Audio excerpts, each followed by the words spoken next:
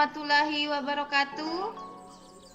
Waalaikumsalam warahmatullahi wabarakatuh. Semangat pagi. Pagi. Apa kabar rekan-rekan semua? Baik. Pagi. Baik. Luar biasa. Semoga Tuhan selalu memberikan keberkahan kepada rekan-rekan yang sudah bersedia meluangkan waktunya pada podcast kali ini. Sebelum mulai, perkenalkan kami dari kelompok 4 angkatan 76 Latsar CPNS Kabupaten Donggala, Provinsi Sulawesi Tengah. Halo, perkenalkan nama saya Putri Dewi Wahyuni sebagai analis gizi bertugas di Puskesmas Sabang. Di sana ada Dr. Eliza Widianti bertugas sebagai dokter umum di Puskesmas Labuan. Halo dokter. Halo. Di sana ada Ibu Nilu Konis Cynthia Dewi SKM bertugas sebagai analis gizi di Puskesmas Tonggolo Bibi. Halo Bu Cynthia. Halo. Satu lagi ada Ibu Zuleha Kalo SKM bertugas sebagai analis gizi di Puskesmas Toaya. Halo Bu Uci. Baik, pada podcast kali ini kami akan membahas tentang mata pelatihan 3 yang terdiri dari manajemen ASN, pelayanan publik, dan Whole of Government. Untuk mengefisiensikan waktu, langsung saja kita bahas materi yang pertama, ada manajemen ASN. Nah, jadi dalam manajemen ASN terdapat poin-poin penting. Ada kedudukan, peran, fungsi, tugas, hak, dan kewajiban, serta kode etik. Baik, untuk Dr. Eliza, bagaimana pemahaman dokter mengenai beberapa poin tersebut? Silakan. Terima kasih kepada host. Baiklah, saya akan menjelaskan sedikit tentang kedudukan dan peran ASN, hak dan kewajiban, serta kode etik dan kode perilaku ASN. Kedudukan ASN.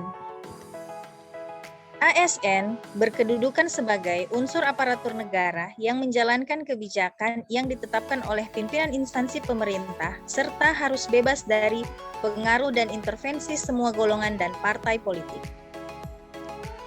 Berdasarkan jenisnya, ASN terdiri atas pegawai negeri sipil atau PNS dan pegawai pemerintah dengan perjanjian kerja atau disingkat P3K. Syarat untuk keduanya ialah harus merupakan warga negara Indonesia.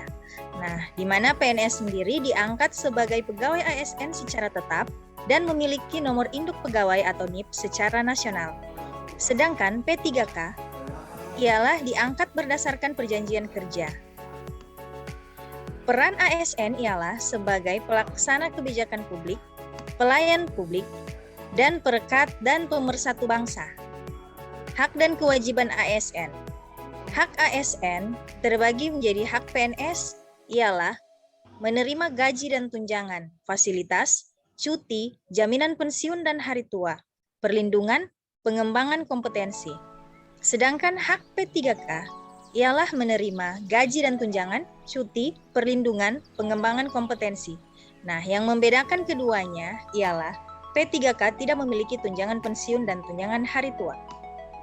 Secara asas proporsional, ASN memiliki hak juga memiliki kewajiban, yaitu setia dan taat kepada Pancasila, Undang-Undang Dasar Negara Republik Indonesia tahun 1945,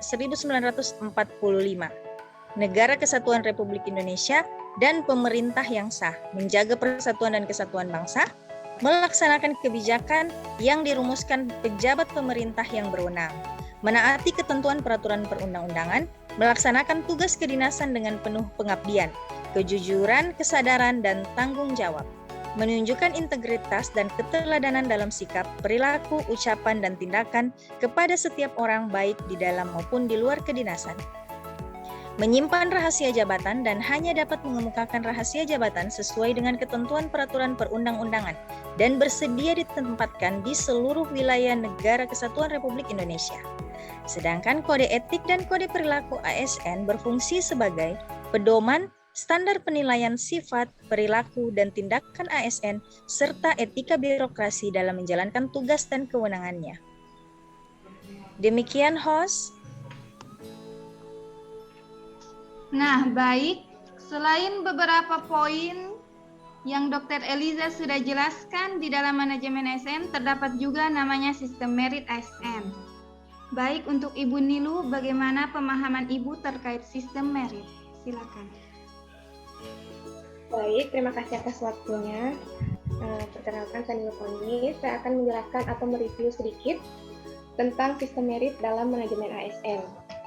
Dari pembelajaran on-class kemarin oleh Ibu WI kita, Ibu Isna, kita dapat pemahaman bahwa sistem merit itu penting dalam artian memiliki manfaat untuk dua komponen, yaitu yang pertama untuk organisasi atau instansi pemerintah, yakni mendukung adanya prinsip akuntabilitas yang saat ini menjadi tuntutan dalam sektor publik. Yang kedua, untuk ASN, menjamin keadilan dan memberi ruang untuk perjalanan karir pegawainya. Nah, kita paham adanya prinsip sistem merit ini seperti seleksi dan promosi secara adil dan kompetitif, seperti kita mengikuti CPNS ini ada administrasi, CAT, dan SKB tahapannya. Selanjutnya, menerapkan prinsip fairness atau kewajaran dalam artian keadilan dan kesetaraan dalam memenuhi hak pemangku kepentingan. Nah, selanjutnya ada penggajian, reward, dan punishment berbasis kinerja. Selanjutnya ada standar integritas dan perilaku untuk kepentingan publik. Selanjutnya ada manajemen SDM secara efektif dan efisien. Lalu ada juga dalam sistem merit ini yaitu melindungi pegawai dari intervensi politik dan tindakan semena-mena. Nah, selanjutnya dalam sistem merit ini ada pelaksanaannya dalam komponen pengelolaan ASN seperti penyusunan dan penetapan kebutuhan. Dalam hal ini, organisasi atau instansi membutuhkan pegawai yang jujur, kompeten, dan berdedikasi. Selanjutnya, penilaian kinerja melalui kualifikasi dan kompetensi pegawai yang disebut dengan SKP, sasaran kinerja pegawai. Nah, yang terakhir itu ada pengembangan kompetensi, promosi, mutasi, dan penghargaan untuk pegawai yang melaksanakan tugas dengan baik. Nah, itulah tadi penjelasan dari saya tentang sistem merit. Saya kembalikan kepada Ibu host. Terima kasih. Nah, kita sampai pada poin penting terakhir dalam manajemen ASN, yaitu mekanisme pengelolaan ASN. Baik, untuk Ibu Zuleha, bagaimana pemahaman Ibu terkait mekanisme pengelolaan ASN? Silakan. Terima kasih, host. Untuk mekanisme pengelolaan ASN itu terbagi atas manajemen PNS, manajemen P3K, pengelolaan JPT, organisasi, serta sistem informasi. Untuk manajemen PNS terdapat 14 tahapan, dimulai dari penyusunan, penetapan kebutuhan, pengadaan, pangkat dan jabatan, pengembangan karir, pola karir, promosi, mutasi, penilaian kinerja, penggajian dan tunjangan, penghargaan, disiplin, pemberhentian, jaminan pensiunan hari tua hingga perlindungan. Untuk manajemen P3K, itu yang pertama, penetapan kebutuhan, pengadaan, penilaian kinerja, penggajian dan tunjangan, pengembangan kompetensi, penghargaan, disiplin, pemutusan hubungan perjanjian kerja, dan yang terakhir perlindungan. Untuk pengelolaan jabatan pimpinan tinggi terbagi atas 6 tahapan. Yang pertama, pengisian jabatan pimpinan tinggi. Yang kedua, pengisian jabatan pimpinan tinggi di instansi pusat, pengisian jabatan pimpinan tinggi di instansi daerah, pergantian pejabat pimpinan tinggi, kemudian pengawasan dalam proses pengisian jabatan pimpinan tinggi, yang terakhir pegawai ASN yang menjadi pejabat. Untuk organisasi, dalam hal ini Korps Profesi Pegawai ASN, itu yang pertama, lakukan pembinaan dan pengembangan profesi ASN, memberikan perlindungan hukum, memberikan rekomendasi kepada majelis kode etik instansi pemerintah, serta menyelenggarakan usaha untuk peningkatan kesejahteraan anggota Korps Profesi ASN. Yang terakhir yaitu sistem informasi. Sistem informasi di sini adalah rangkaian informasi dan data mengenai pegawai ASN yang disusun secara sistematis, menyeluruh dan terintegrasi dengan berbasis teknologi. Sistem tersebut diperlukan untuk menjamin efisiensi, aktivitas, dan akurasi pengambilan keputusan dalam manajemen ASN. Demikian, host. Nah, dari pemahaman pada materi manajemen ASN, saya ingin meminta pendapat Ibu Niluh mengaitkan materi tersebut dengan isu terkait dengan tugas di instansi Ibu dan bagaimana strategi peningkatan kinerja ASN dalam perspektif manajemen ASN. Oke, terima kasih host. Nah, saya akan menjelaskan tentang isu yang terkait dengan manajemen ASN. Di sini saya mengambil dari pengalaman pribadi tentang manajemen ASN yang ada dikaitkannya dengan sistem merit, yaitu pengadaan jabatan atau merekrut tidak sesuai atau kurang sesuai dengan kualifikasi pendidikan dan tingkat ilmu pengetahuan, sehingga dampaknya pencapaiannya tujuan instansi menjadi lemah atau kurang optimal. Keberlanjutan pengembangan kompetensi juga kurang terarah. Jadi, strategi untuk peningkatan kinerja terfokus pada pemberian kebijakan agar lebih memahami dan mendalami jenis kualifikasi, kompetensi, dan latar belakang pendidikan agar tidak terjadi kerancuan dan kelemahan program atau pelayanan instansi. Ya, seperti itu isu dari saya tentang manajemen ASN yang mengaitkan dengan sistem merit. Terima kasih, saya kembalikan ke host. Oke, baik, kita lanjut pada materi selanjutnya, yaitu pelayanan publik. Sama halnya dengan materi sebelumnya, pelayanan publik terdapat juga poin-poin utama, yaitu konsep dan prinsip pelayanan publik. Bagaimana pemahaman Ibu Niluh terhadap poin tersebut? Oke, baik, saya lagi ya. Oke, saya akan menjelaskan sedikit tentang pelayanan publik. Nah, kita harus tahu dulu pelayanan publik itu apa? Pelayanan publik adalah kegiatan atau rangkaian kegiatan dalam memenuhi kebutuhan layanan sesuai dengan Undang-Undang Nomor 25 Tahun 2009 tentang Pelayanan Publik. Nah, Kemenpan RB telah menetapkan 5 peraturan mengenai pelayanan publik. Nah, dalam pelayanan publik ini ada klasifikasinya seperti pelayanan administratif, pelayanan yang menghasilkan berbagai bentuk dokumen resmi yang dibutuhkan oleh publik. Terus ada pelayanan barang, pelayanan yang menghasilkan berbagai bentuk jenis barang yang digunakan oleh publik. Terus pelayanan jasa, pelayanan yang menghasilkan berbagai jasa yang dibutuhkan oleh publik. Selanjutnya ada pelayanan regulatif, yaitu pelayanan melalui penegakan hukum dan perundang-undangan. Nah, ada juga prinsip-prinsip pelayanan publik, yaitu kesederhanaan, kejelasan, kepastian waktu, akurasi, keamanan, tanggung jawab, kelengkapan sarana dan prasarana, kemudahan akses, kedisiplinan, kesopanan, keramahan, dan kenyamanan. Ya.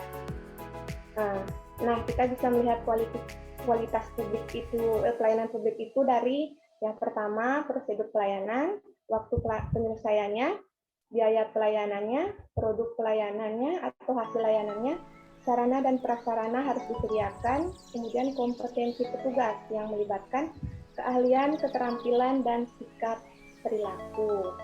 Selanjutnya ada prinsip-prinsip pelayanan prima dalam pelayanan publik, yaitu responsif terhadap pelanggan atau memahami pelanggan. Terus membangun visi dan misi pelayanan, yaitu tujuannya untuk memudahkan pelaksanaan dan pengukuran kinerja. Selanjutnya menetapkan standar pelayanan dan ukuran kinerja pelayanan. Lalu ada pemberian pelatihan dan pengembangan pegawai terkait bagaimana memberikan pelayanan yang baik. Selanjutnya memberikan apresiasi kepada pegawai dengan reward telah melaksanakan tugasnya dengan baik. Lalu, ada langkah peningkatan pelayanan publik, yaitu membangun kesadaran melayani. Selanjutnya, kesadaran dari masyarakat dalam penyampaian sarana atau pengaduan. Lalu, memberi reward dan punishment yang seimbang. Mengadakan kompetensi pelayanan untuk instansi yang sejenis. Lalu, ada melaksanakan perbaikan mutu pelayanan publik dengan menciptakan standar pelayanan umum.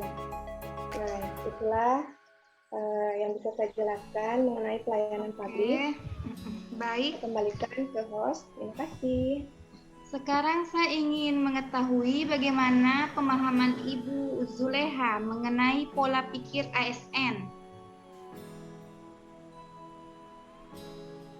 Baik, terima kasih host. Untuk pola pikir ASN itu mencakup yang pertama fundamental, itu yang terdiri dari hak amanat konstitusi dengan pajak rakyat, mencapai tujuan nasional, serta proteksi bagi masyarakat. Selanjutnya ada yang namanya patologi birokrasi, yang meliputi penggelembungan organisasi, duplikasi tugas dan fungsi, konflik kewenangan, dan KKN yang enggan berubah. Selanjutnya ada sikap pelayanan, meliputi passion, progresif, proaktif, pasien, profesional, dan fungsional. Demikian host. Terima kasih penjelasannya Ibu Zuleha. Selanjutnya Ibu Dokter, saya ingin bertanya bagaimana pemahaman Ibu Dokter mengenai praktik etiket. Ya, terima kasih host. Ya, untuk praktik etiket. Nah, perbedaan etika dan etiket ini sebenarnya kita harus mengetahui terlebih dahulu. Nah, karena sering dikait-kaitkan etika dan etiket. Walaupun berkaitan, akan tetapi kita harus mengetahui juga perbedaannya. Etika ialah berkaitan erat dengan perkataan moral, adat kebiasaan, atau cara hidup seseorang dengan melakukan perbuatan yang baik atau kesusilaan dan menghindari hal-hal tindakan yang buruk atau moral. Sedangkan etiket berkaitan dengan tata cara pergaulan yang baik antar sesama manusia, atau biasanya kita kenal dengan sopan santun. Nah, etika memandang manusia dari segi lahiriah, diatur berdasarkan ketentuan tertulis yang mengatur tindak dan gerak ASN. Namun, keduanya mengatur tentang apa yang harus dilakukan dan tidak boleh dilakukan. Nah, etiket bertujuan untuk menciptakan keakraban, keramah tamahan, dan menjaga sopan santun pelayanan. Etiket juga bertujuan untuk dapat menyenangkan dan memuaskan pengguna jasa, membina dan menjaga hubungan baik dengan pengguna jasa, tidak menyinggung perasaan pengguna jasa, dapat menjadi daya tarik termasuk membujuk atau mempertahankan kepuasan pengguna jasa. Nah, terdapat kata kunci dalam praktik pelayanan pengguna jasa ialah atensi, senyum, salam, tolong, maaf, dan terima kasih.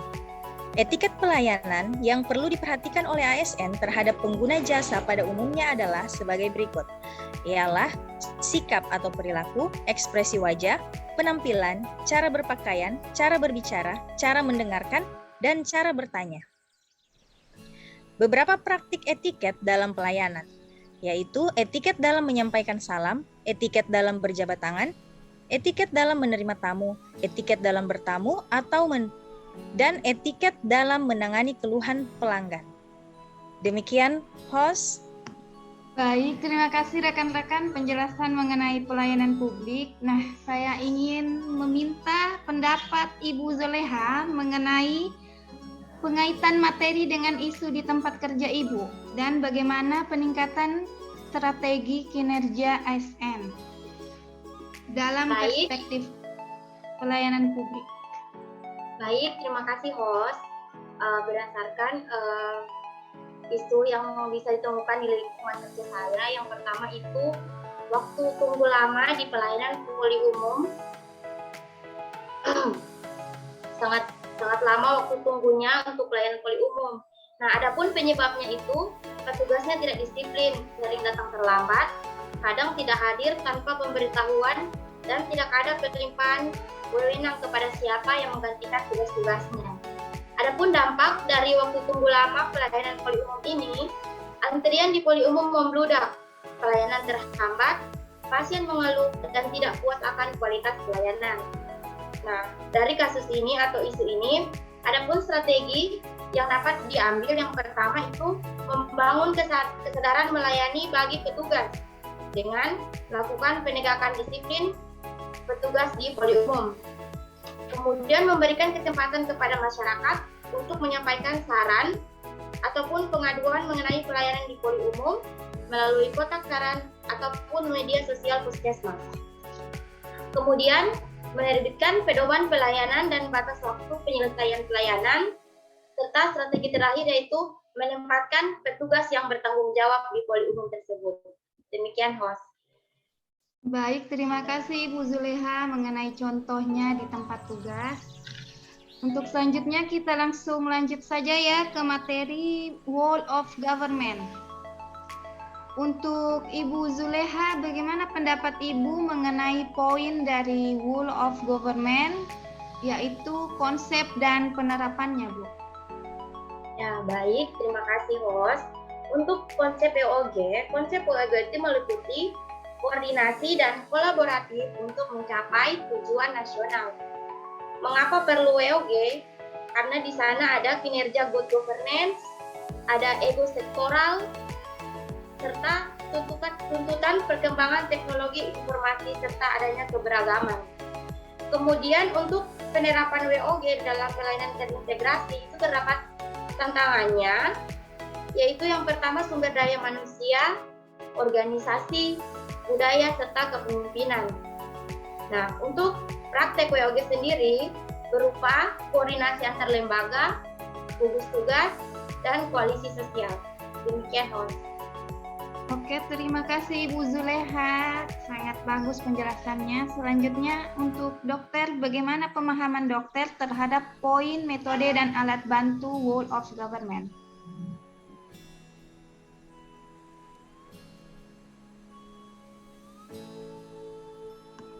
Oke, terima kasih host. Baiklah, saya akan menjelaskan sedikit tentang metode yang terkait pola pelayanan publik dalam konsep WOG. Nah, terdapat beberapa pola pelayanan, yaitu yang pertama pola pelayanan teknis fungsional. Nah, ini merupakan suatu pola pelayanan publik yang diberikan oleh suatu instansi pemerintah sesuai dengan bidang tugas, fungsi, dan kewenangannya.